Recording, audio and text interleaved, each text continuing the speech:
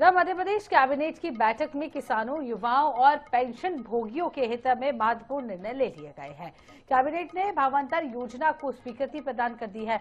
इस योजना के तहत सोयाबीन का न्यूनतम समर्थन मूल्य 5,000 रुपए से बढ़ाकर 5,328 रुपए प्रति क्विंटल कर दिया गया है। देखिए रिपोर्ट।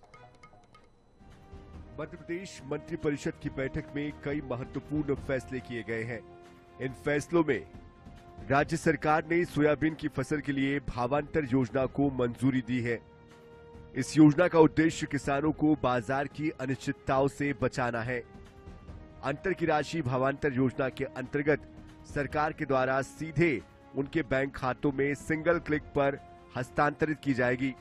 सरकार ने कोदो कुटकी जैसी पारंपरिक फसलों को प्रोत्साहन देने का फैसला भी किया है। इस फसल को मिलेट्स अनाज श्रेणी में शामिल किया गया है।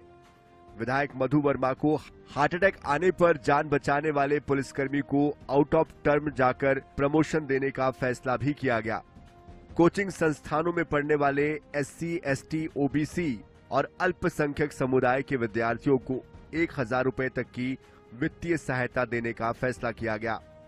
सूक्ष्म, लघु और मध्यम उद्यमों MSME को प्रोत्साहन के लिए 105 करोड़ रुपए का प्रावधान करने का फैसला किया गया। भावांतर योजना जिसकी घोषणा तो हमने पहले ही कर दी, पर आज कैबिनेट ने उसको विधिवत रूप से प्रस्ताव पारित किया है।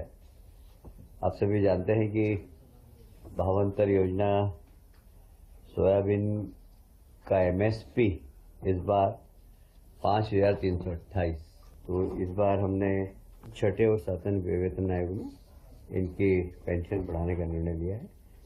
बहुत बड़े बड़े कोचिंग क्लास, बाहर के कोचिंग क्लास में हम कोचिंग नहीं कर पाते हैं, तो हमने उन सब रजिस्टर्ड कोचिंग क्लासों को जो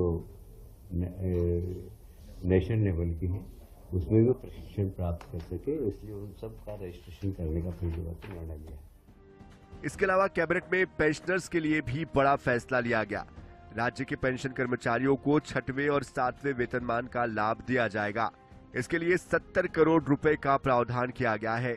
इससे 1.5 लाख पेंशनर्स को इसका फायदा मिलेगा। Bureau report INS 24/7 Bhopal.